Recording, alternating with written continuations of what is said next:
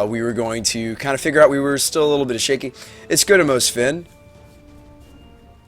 Oh, Sibwell says I'm asking for budget fetch considerations. Okay, anytime you go budget with a mana base, especially your fetches, you're just inevitably going to take more damage from your mana base.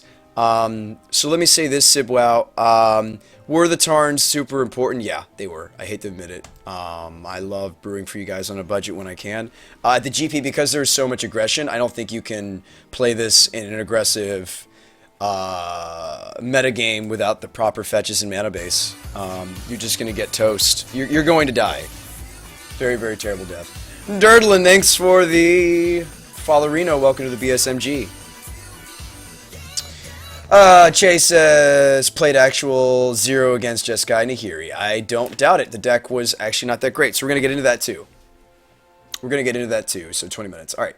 So, yeah, so we came there. It was great. I got to meet a lot of people, even just Friday. A lot of people actually didn't come up to me Friday. It was funny, not that I was testing you guys. It wasn't a test. I didn't have my bow tie on. I didn't have my vest on or anything that could maybe identify you guys or have anybody realize that I was BrewSpy. I was there basically the entirety of Friday.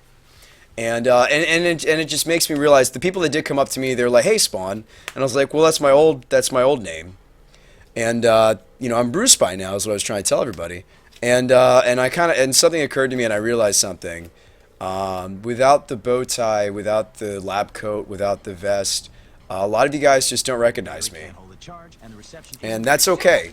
But it kind of made me a little bit sad. Amos Finn donates $10. Why? Let me read this.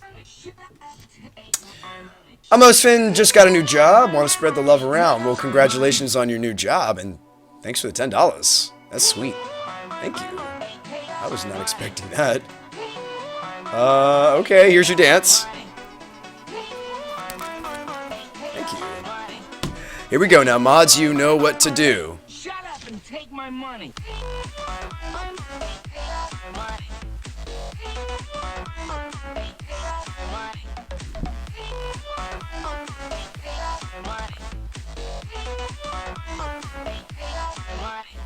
Thank you so much for the money. Thank you. That'll probably pay for the tournament or for the league tonight. Thank you. Okay, so can we have a RoboPod Spawn throwback stream? I am happy to play RoboPod. A bunch of people came up to me and asked me about RoboPod at the GP. So yes, I would be happy. Big Boss! Oh man, first time to stream, love the dance. Yeah, anytime you guys donate to me, I not only read your comment. If you don't want the dance, that's the best place to tell me, don't dance, BrewSpy. I just want to give you money, you know, because I like what you do or something, blah, blah, blah, you know. I'll read it. I always do. I'll read it, and then if you don't say don't do the dance, I'm doing the dance. Okay, I'm sure you've been asked, right, how did you do? I did great. Had either a 7 or an 8. It's confusing because I actually dropped my last match to a young man named Jack. Jack was really cool. I'll get into that. That's the end of the story. Let me tell the story. Let's go full story mode here for a moment. I'm going to finish the story. Okay? And then you guys can ask me questions about why the hell there's a logic knot in this thing. Logic knot was great. It was a hard counter every time I saw it. Even after snapcasting it. So we'll get into that. They were not resolving spells. My opponents. I think that if I hadn't had some very slow opponents day 2, I would have crushed even further. I wouldn't have top 8'd because a 6-3 couldn't top 8 or whatever. I was talking to my buddy. But I could have maybe even prized. But we'll get into that. You know, that wasn't necessarily why I was there. I was there to get a deck tech, and guess what? I'll tell you in a second. But anyways, Logic Knot is sweet. Yeah, Logic Knot's good. I don't think you can run more than maybe 1 or 2 copies maximum. The thing is they don't play well in multiples, so you need to keep, you know, like maybe you run like a split of Mana Lakes and Logic Knot. I don't know. In retrospect, this is more of a controlling list. I almost would maybe not run so much Remand. I kind of almost want some more hard counters, but we'll get into that. What was the score? I think it was either a 7 or an 8, 3, and 2. 2 ties. No, it was either 8, 3, and 2, or it was 7, 3, and 3. I can't remember. It was one of those two. Alright. Most Finn says, love the content you provide. Hope you keep doing it. Absolutely. I plan to do so. Run a Deprive instead. You know what's funny about Deprive? We talked about this card. The thing about the boom bust interaction is that actually you're happy to put a land back in your hand before you do this. You are happy to put a land. We can test that tonight. You are happy to put a land back in your back into your hand because let's be honest, blowing up all your lands without a Crucible of Worlds is rough. There were plenty of games I won because of it. There was one game in particular I lost after the boom bust, even against the correct archetype, to do this against. So yes, if you're wondering, does Brain in a Jar let you cast boom bust? Yes, it does. And I am fluent in the interactions in this deck now because I got judge called basically every game. We'll get into that. So let me pull up my article. Yes, we get there, and here's the thing. Everybody's gunning for the Jeskai Nahiri deck. Everybody's gunning for Jeskai in general. So is this a good deck to bring to a GP when, you have a fine Magic player like Pete Ingram? He also had a recent top 8 with Abzan Koko, so he's not just a blue-red player for the record. Fantastic Magic player. I think he may have gotten lucky in some places because, quite frankly, and we were testing it, the Nahiri nonsense is not very good against the Infects, the Burns, the Zoos, the various combos, and infecting quick decks of the format at all. You can't tap. I wasn't going to play these against those decks either. You can't tap out for Jaces or Nahiris or whatever you want to play against, like some of those decks I just listed. You just can't. You just can't, okay? And I'm sorry to get a little, in your face. There are plenty of matchups it's great, the whole Nahiri, Emrakul nonsense. There are plenty of matchups it's great in, too. You know, give me like a Mardu control. Give me like an Abzan. Give me, like a grindy Jund. It's great there. It's great. It is not good in any of those other matches I just listed. It is not good in any of those other matches. Try to do that against Red-Green Valakut. You're dead. You tap out for the Nahiri, you're dead. You just died. You're dead. You just died. Unless you want to run something bad like, I don't know, Pact of Negation. Sure. And like the Emrakul in our testing, it's a brick. The Emrakul, you draw the Emrakul, sure, you can maybe put it back into the deck with a Nahiri, but then you just turned off all of your Snapcaster mages.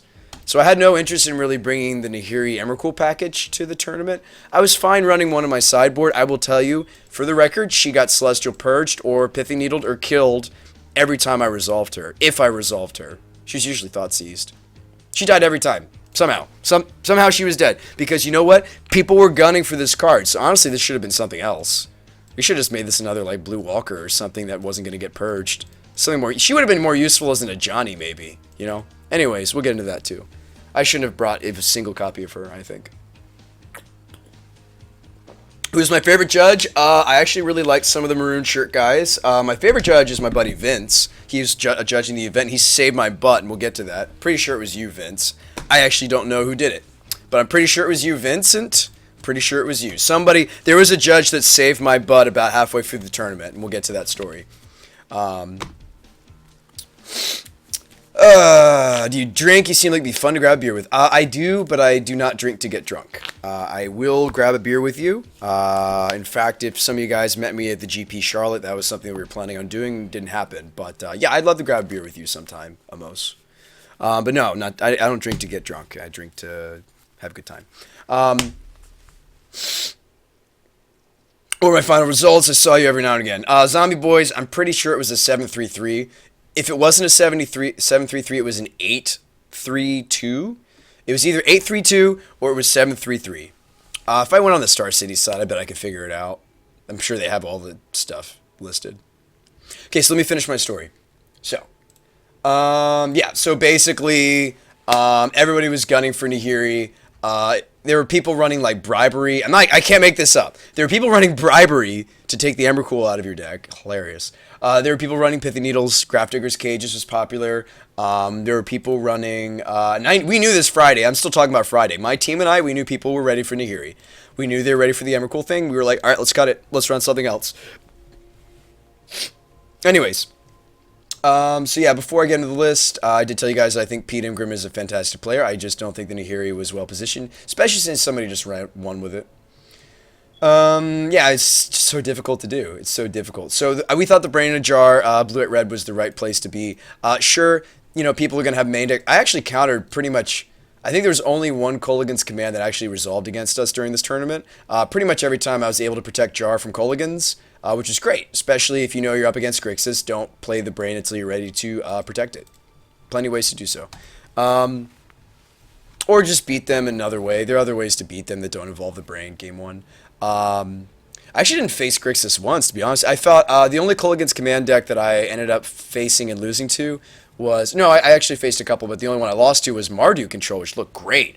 He was running the Nahiri package, and just a whole lot of hand hate, and Lightning Helix, he did really great. I actually became fast friends with him. He tried to get me a deck tech. Anyway. Nabuku says, people stop asking questions for a second. Yeah, okay, so I'll focus on the story. So, basically, yeah, that's a good idea, Nabuku. I'll get to all the questions in a second.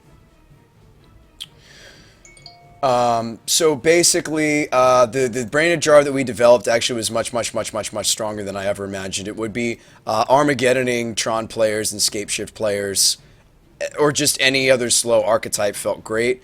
The Army of Birds and the Fistful of Cards. I drew 7 cards during the GP off the bet call 1 game. I'm going to tell you about that game. That was crazy. I drew 7 cards off of this.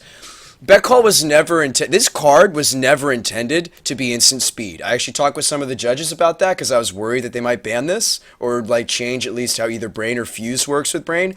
And I was like, you know what? I was talking to my buddy Vince. Yeah, this was never intended to be instant speed. And he was like, you're right. They might have to change how it works because it was absurd.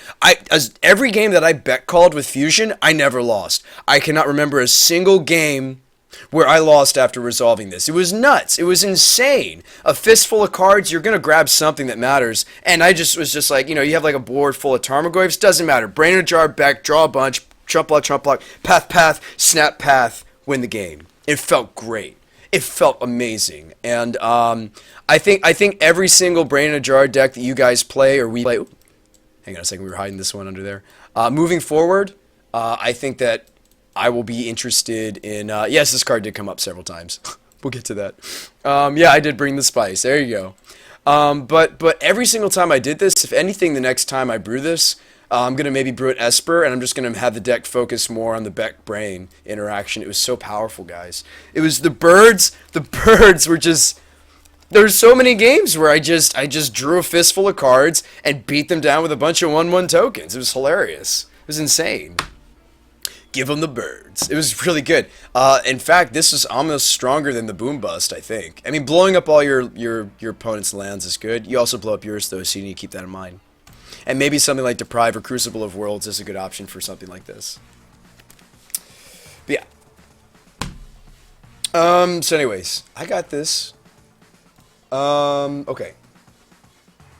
Yeah, so, I mean, like, yeah, I did day 2 with this, and day 2 at a GP is a pretty interesting experience. For those of you who haven't done it, there's certainly, like, a different air about the players and a different air about the whole place, really. There's a lot more tension.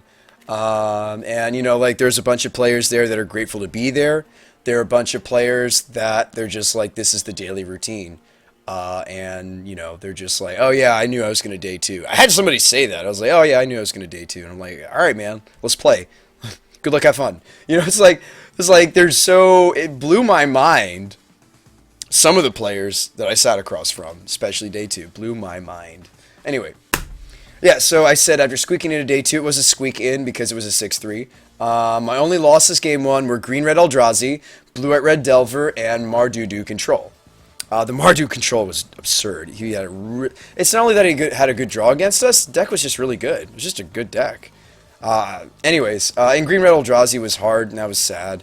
The story behind that one, because I actually did pull off the Boom Bust, but he actually told me after the match, he's like, yeah, I only run 21 lands, and I was like, what? And I run 25, and he actually drew out of the Armageddon before I managed to win the game, which was crazy. He was like, oh yeah, I just started topping lands, and then I was able to play my cards again. I was like, dude, that's crazy. So this one's actually, in a lot of ways, because of that, stronger. I'd like the deck to have, like, maybe, like, not like Deprive, maybe like a Crucible or 2, just so that after you blow up all the lands, the deck rebuilds itself better. Maybe even, like, Flagstones. I don't know how I'd incorporate Flagstones and Troll Care. If you guys remember this one, whenever it's put into a battlefield from the graveyard, search your library. That would also let us Boom Bust on 2 instead of 3. Because if you're Boom Busting on 3, you either need a fetch... You need a fetch land, or you need maybe the Ghost Quarter to be able to make this a turn 3 interaction. Otherwise, you're only using it on turn 4 with the Brain in a Jar. So... Yeah, there's things we'll fix. But yeah, it was an interesting experience.